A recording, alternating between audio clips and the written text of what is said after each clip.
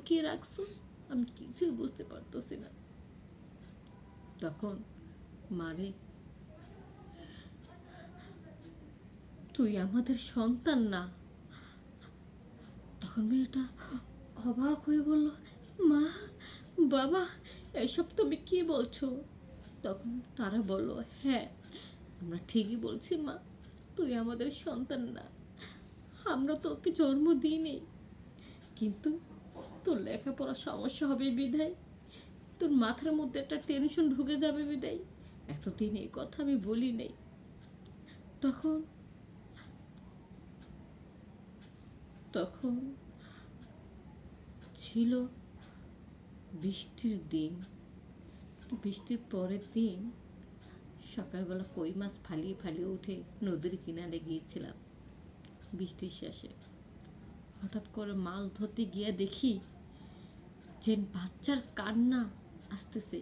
কোথায় থেকে আসতেছে না আসতেছে বুঝতে পারতেছি না। ভেবেছিলাম হয়তো আশেপাশে কোথা থেকে কান্না, একটু পরে হয়তো থেমে যাবে, কিন্তু না, অনেকক্ষণ ধরে কান্না।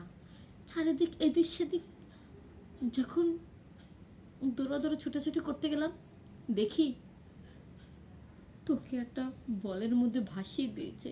তবে কে ভাসিয়ে দিয়েছে আমরা তা জানি না, তবে তোর পরনের কাপড়গুলো খুব যত্ন করে রেখেছি, কারণ ওই কাপড়ে হবে তোর জীবনের পরিচয়। তারপর আমরা নিঃসন্তান বলে, আমাদের সন্তান বলে তোকে এত বড় করেছি যেন আমরা সন্তান হারানোর কষ্টটা জানি না বুঝি। কিন্তু মা, তুই আমাকে ক্ষমা করে দিস, যেহেতু সত্য কথা বলাতে তুই কষ্ট পেয়েছিস। বাবা, বাবা, আমি জানি না আমি কার সন্তান, কোথা থেকে এসেছি। হয়তো হয়তো আমি মনে কোনো জনের সন্তান, নয়তো কোনো বাবা মা কি পারে তার সন্তানকে পানিতে ভাসিয়ে দিতে বলো? মারে, ও কথা বলিস না মা। বাবা, আমি কিচ্ছু বুঝি না, আমি কিচ্ছু জানি না। তোমরা আমার বাবা মা। আমি আমি আমার বাবা মাকে দেখতে চাই না, শুনতে চাই না, বুঝতে চাই না। কারণ যে বাবা মা তার নিজের সন্তানকে পানিতে ভাসিয়ে দিয়েছে, সেই বাবা মা পরিচয় দিতে আমি চাই না। বলো না মা, না, কোনো মা, কোনো বাবা মা নিজের সন্তানকে পানিতে ভাসিয়ে দিতে পারে না। হয়তো কোনো কারণ আছে মা, তুই তোর বাবা মাকে ভুল বুঝিস না, বুঝিস না। কারণ তুই না শিক্ষিত মেয়ে, তোর মুখে এ কথা মানা না। হ বাবা, তুমি ঠিকই বলেছ।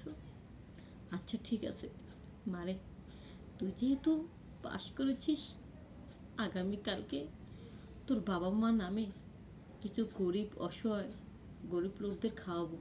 তুই কি বলিস? ঠিক আছে বাবা।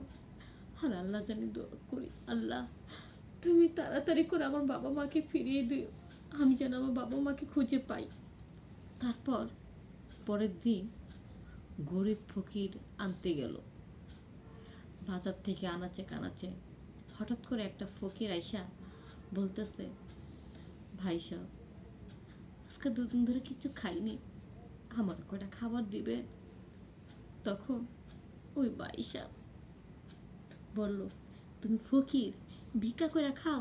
হ ভাইজান, তাহলে চলো, আমার মাইয়া লেখাপড়া শিখছে, অনেক বড় চাকরি পাইছে, আর সেই মাইয়া পড়ালেখা পাশ করেছে বিদায় আজকে করে গরিব অসহায় মানুষদের খাওয়াবো। চলো, তুমি আমাকে বাসায় চলো, তোমার পেট ভরা ভালো মন্দ খাইতে দিব, আমার মেয়ে নিজের হাতে তোমাকে খাওয়াইব। তখন তখন অনেকগুলো ফকির নিয়ে এসা খাওয়ানো ধরলাম। তারপরে খাওয়া দাওয়া শেষ। তারপরে আমার মেয়ে বলল, আন্টি, আপনি আমার বাবা মার জন্য দোয়া করেন যেন আমি আমার বাবা মাকে খুঁজে পাই। তখন বলল, মা, এটা তুমি কি খুঁজতেছো?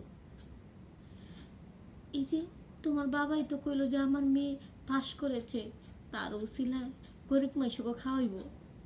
এই যে তোমার বাবা, এই যে তোমার মা। তখন বলল, তখন তার বাবা মা